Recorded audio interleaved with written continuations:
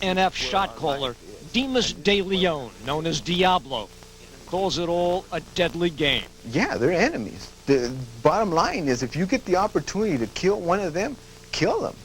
Just like you know for a fact, you've been taught, if they have the opportunity to kill you, they're going to kill you. So strike before they strike. Down! Down! And there are other deadly associations. The Aryan Brotherhood and Mexican Mafia have a shaky alliance against the Nuestra Familia and Black Guerrilla family. It's a daily puzzle for corrections officers. You're constantly looking at the alliances and who's getting along with who today, who can go out on the yard together, who can't go out on the yard together. It's further complicated by the fact that blacks also do hits on other blacks, often ignited by tensions between Crips and Bloods.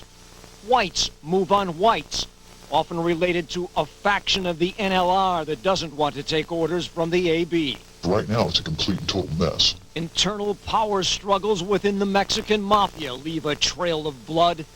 And Pelican Bay Prison gang investigators 6 months ago. It's all a hit list for the NF.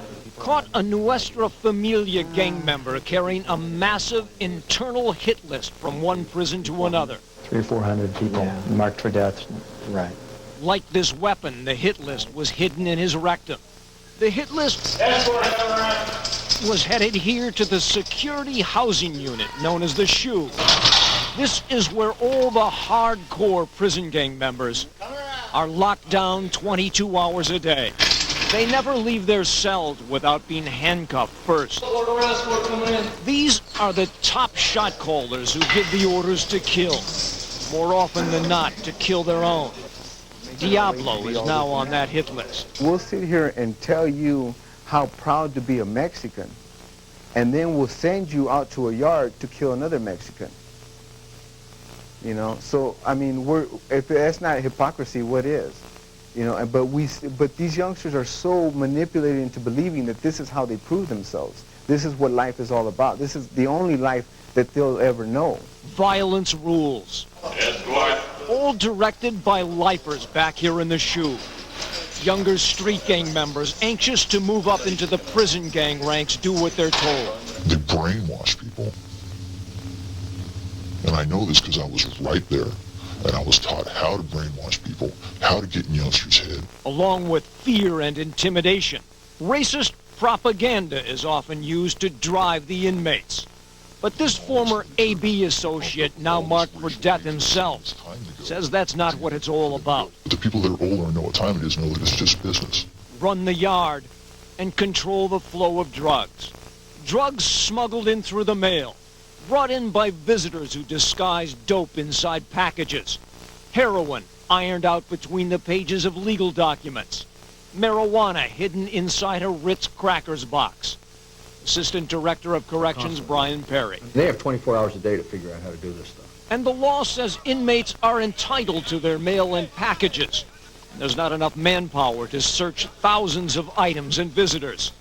This former Mexican Mafia associate says the shot callers take advantage of that. The majority of people in prison are drug addicts.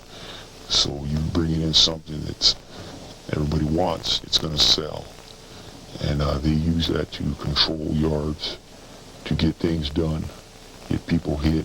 Investigators say the inmate here on the parallel bars is a known drug dealer. A dispute over debts gets him a shank to the throat.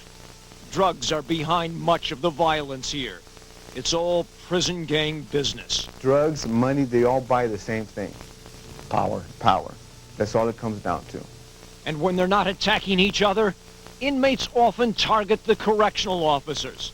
Statewide, there are an average of 9 assaults a day on the guards. This type of inmate that we have up here is basically predatory. They're always on the hunt. Gang investigator Robert Marquez says that hunt goes on even from inside maximum security cells. Ask yourself, what does a murderer with 2 life terms have to lose?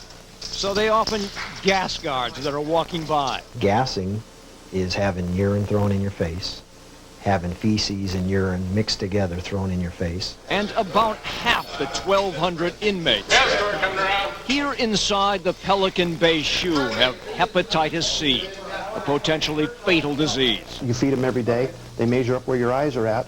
or your throat is at, and you come by and they hit you with one of these. Also, inmates make spears to shoot at the guards from inside their cell. Cut themselves, put a little blood on it, and then it's even worse because then you're taking that stuff home to your family. He's talking about possible HIV infection, a serious risk because of the AIDS epidemic among inmates.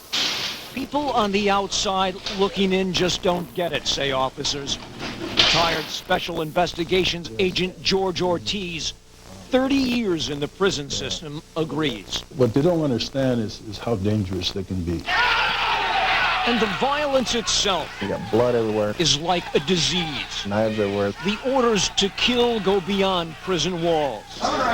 Orders issued here in the maximum security SHU units, quickly spreading havoc into the prison yards, transmitting it to local jails, hits like this in LA County. Finally, infecting the streets with murders like this massive hit in El Monte. Whether it's at the street gang level or whether it's at the prison gang level, the bottom line is it's terrorism. Plain and simple. They're terrorists.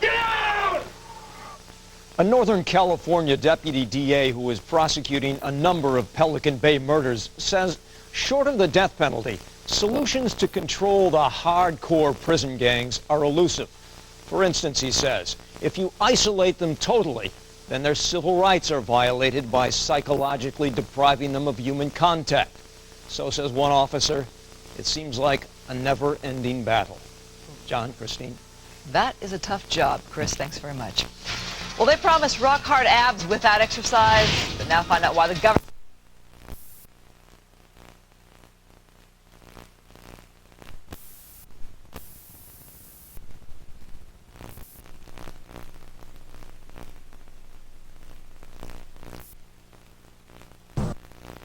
Of Brooke Shields' comic quotes, Barbara Eden lilting notes, with jokes and soft shoe steps, Emmanuel Lewis wowed the folks. We thank them so much.